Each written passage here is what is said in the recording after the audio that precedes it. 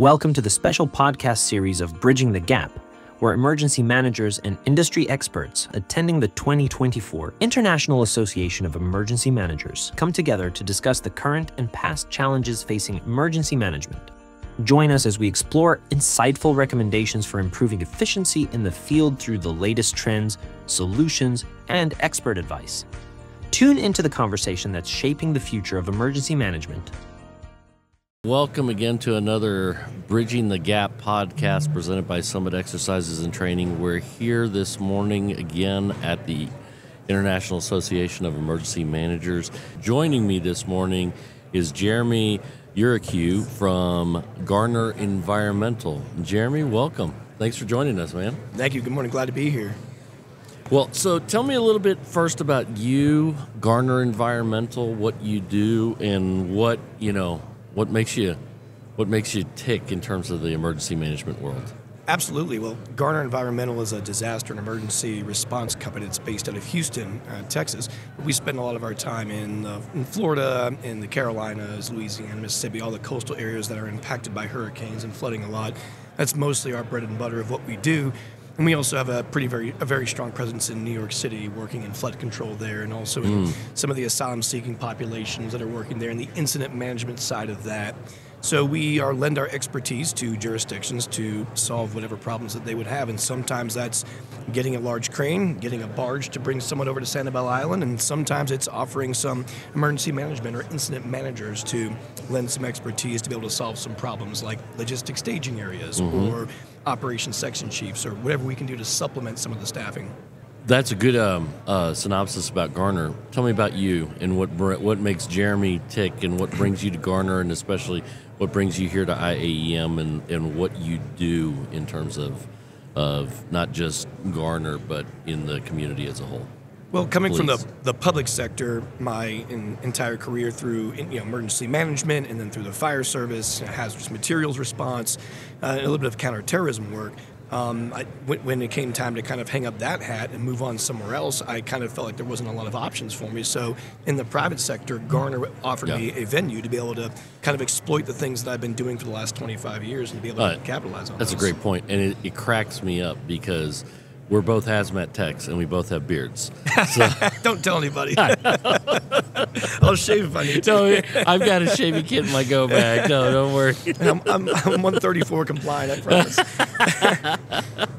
No, but it's I've been a HAZMAT team manager and a HAZMAT specialist with the FEMA USAR system for a little over a decade now, and kind of seeing that side of it where we're going to respond to disasters, to emergencies, and show up, but also bearing in mind that component of clandestine activity could always be there, whether it's anything from the CBRNE world could be there. So the FEMA USAR system is very prepared and very ready to respond to any types of those incidents. But as we all know, this is all something that we just talk about. We don't make there's not a lot of VX sitting out there that we have to worry about. And not a lot of radiological considerations either. So no, that was either in Kentucky, Arkansas, Tooele, trust me.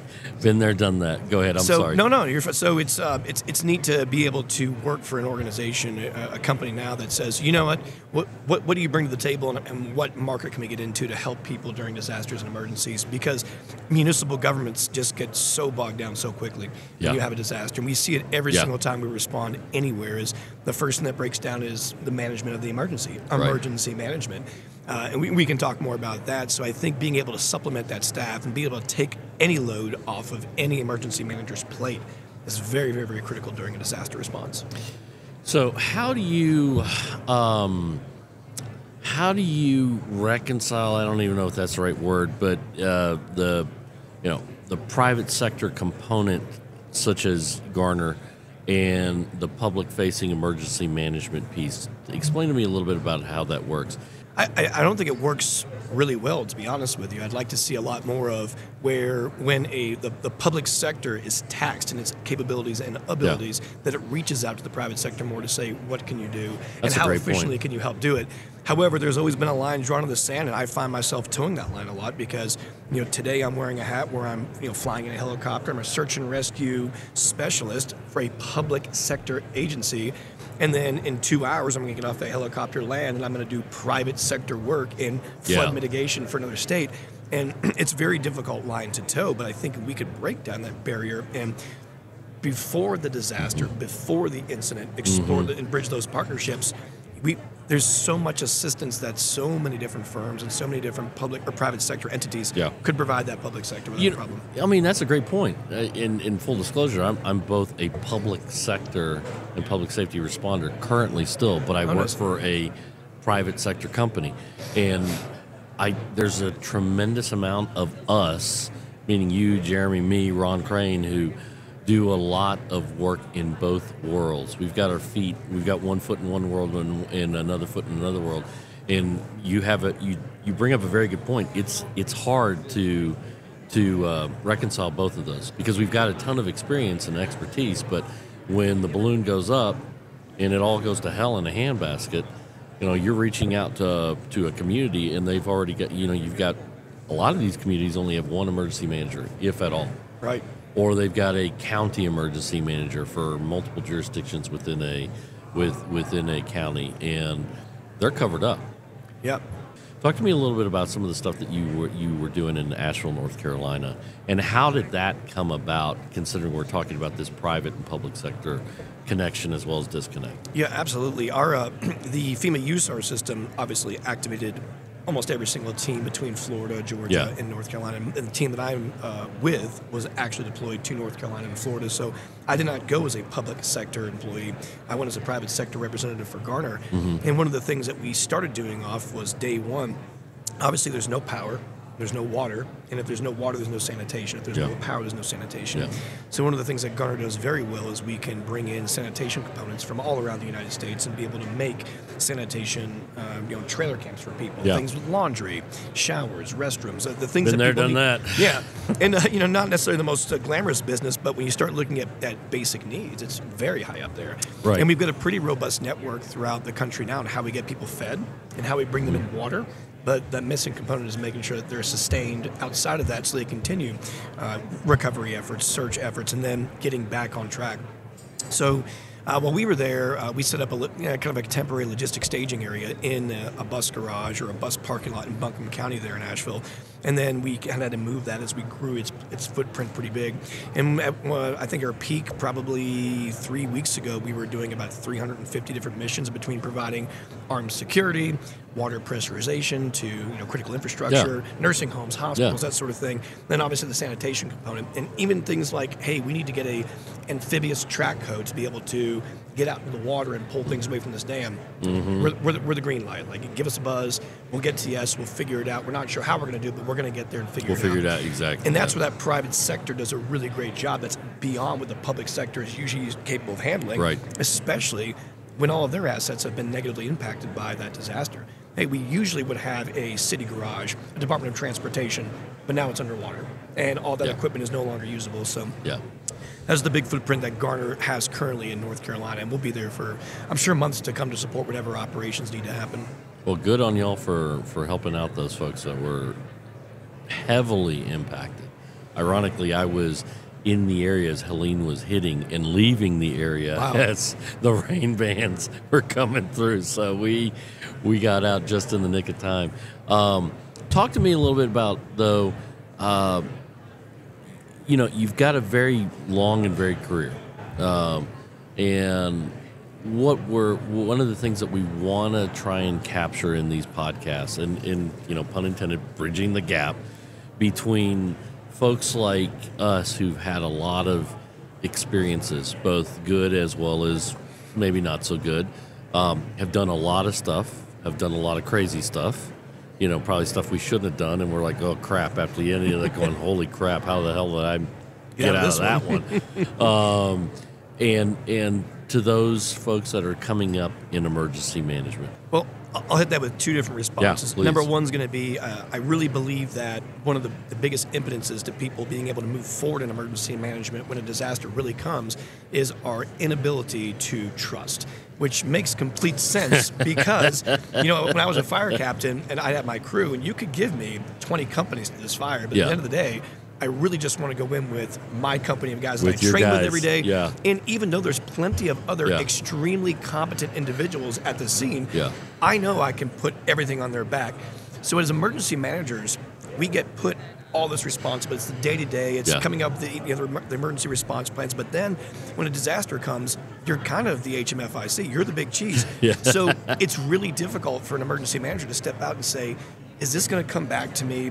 And then if it is, who am I entrusting to carry this torch with me? And it's a really conversely, it's, to your point, it's hard as hell since you're the operator to pull yourself out.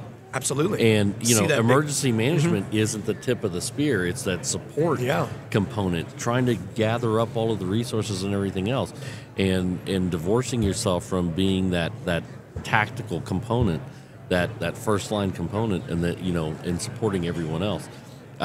I recently have started doing rural firefighting in southwestern Arkansas. Completely different from city or urban firefighting. For sure. And to your point, though, I mean, we do a ton of mutual aid, and we bring our own water everywhere, the whole 9 yards.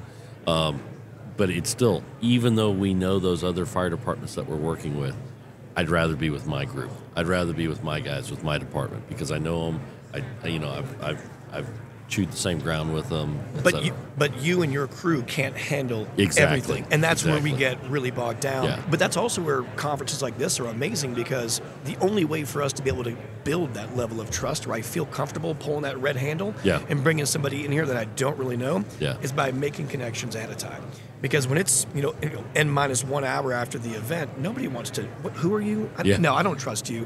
So it's events like this that help build and make a far more robust reach for these emergency managers to say, you know what, I'm not alone. There are other people out there, even outside of the public sector, that can help me solve problems and save lives. That's a great point in terms of networking. And we see a ton of people walking around here.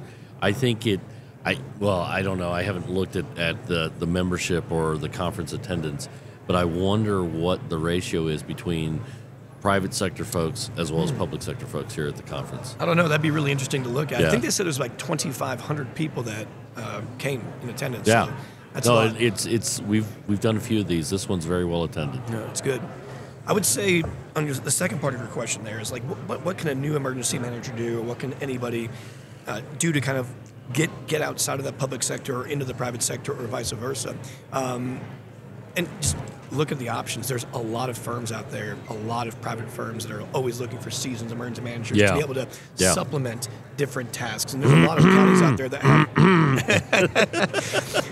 there is a lot of municipalities that are saying, they are starting to really see that, we can't do this by ourselves, and I just need someone to take the load off for this project. So instead of me not getting it done, why don't we bring in a planning section chief to help us do this for 3 months in a temporary assignment? And there's a lot of opportunity out there.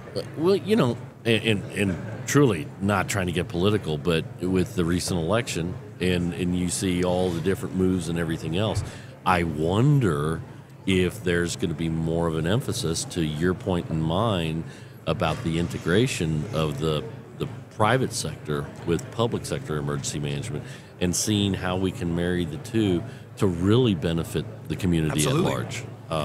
I don't know. I have no idea how that'll work. I don't think it's a huge secret to anybody, without getting political, that the large government machine is not extremely efficient. And I think everybody knows that, and it's because of a lot of reasons, and those reasons all make sense to me. But the private sector doesn't have those types of things holding it back. No, you can just green light and get things done. It's interesting. Full disclosure, originally from Houston. Harvey hit. Your company is located in Houston. And I had a large marine fire rescue, search and rescue task force. We were coming down from Arkansas, head down to Houston to help out. And we did everything the right way. We waited for activation. We didn't self-deploy. we waited for our FEMA number. We were working in conjunction with both Arkansas Department of Emergency Management and Texas Division of Emergency Management, and did all of that stuff. And the shame of it was, by the time we ended up getting down there, community response ended up really helping out. It was good old boys and John boats, and jacked up trucks that went in there and pulled their neighbors out of the flooding waters. And we drove all over eastern Texas, southeastern Texas, and it was just there are times where I look back going, as much as it galls me and as much as I hate to even contemplate this, we would have made a bigger impact and helped out a lot more people if we had self-deployed. Don't say those dirty words. No, I know, exactly. Yeah, that's why I was like, we see it as well on the federal side with the FEMA USAR system. It's a big component. You're moving an 80-person team, 5 tractor trailers, a bunch of box trucks of equipment. I mean, that can literally accomplish any rescue task you ask, but that's a big machine to move, and you spend a lot of time sitting at a pilot gas station or a Flying J waiting for the political barriers to be ironed out to be able to go to work. And and I think too, I think some of it too is the private sector working in conjunction with the public sector, and to your point, trust, communication, networking, and helping them understand, hey, we've got a tremendous amount of capability and capacity. All you got to do is activate us. But I also think, too, it gets, like you said, it gets very political. Who's going to pay for this? Am I going to be on the hook for this? What am I going to do? How is this going to work? Yes. So, yeah, that's if we can crack that nut, it would be a hell of a thing. No, I would say I agree with you fully. And there's a lot of, I'd say wasted potential, but there's a lot of work that could be done if we did a better job of incorporating our private sector partners. In our final minutes here, Jeremy, any recommendations, anything that you could just put out there into the ether, not only for contemporaries like you and me who have slogged a lot of mud, but also for the new guys coming up into public safety and emergency management, emergency response? Yeah, and even walking around this conference, I've heard a lot of things where people are saying, I took this class and I got this certificate. And I think one thing I would love to just labor on for days is don't concern yourself with certification, concern yourself with qualification. We're getting into it this morning. There's not a lot of people when their lives are literally dependent on your capabilities really care what your piece of paper says. They care what your abilities and capabilities are, and we iron those out through qualification processes. So God bless you. If there are people out there that are I couldn't agree with you more, man. If there's people out there that are not employing some type of a qualification system, whether it be using one responder or position task books on paper, I don't care what it is, have some way to credential your people to ensure that they are qualified to do the job that that you're asking them to do. And if they cannot, supplement that and backfill with the private sector. Yeah. It's simple. Like, it's okay to say that's out of our wheelhouse. I currently do not have somebody that is qualified to perform this function. Yeah. So let's outsource it until we get this person jam up. No, and that's a realistic thing that we could do to just do a better self-appraisal of what our capabilities are. That's a hell of a point. So from what I'm hearing you say, or at least what I believe this is, the certifications are good. And we're not denying those at all. No, of course not. Conferences and courses that you get at IAEM are very, very good things and really help to socialize and get you to learn from folks who've been there, done that, chewed that mud and all that. But also by the same point, too, augmenting that with real-world experience.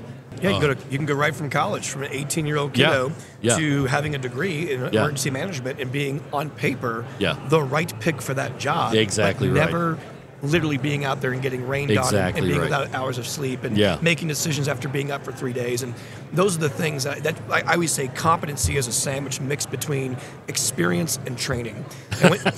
And when you get the peanut butter and jelly correct, that ratio is right, the sandwich is delicious. Absolutely. But when one is wrong, it's not great. So you've got to be able to figure out how much training do I have versus how much experience do I have. And if I can't get experience, you better backfill that exponentially with training. Amen. Couldn't have said it any better. Jeremy, it has been a pleasure. And again, folks, I want to thank everybody for listening this morning on another Bridging the Gap podcast presented by Summit Exercises and Training. I am Ron Crane, and with us again is Jeremy Urekew. You got it. You got it, Ron. From Garner Environmental. Really, really good stuff. Look forward to communicating with you again in the future. Jeremy, absolutely. Thanks you, so much, man. Appreciate the time, man.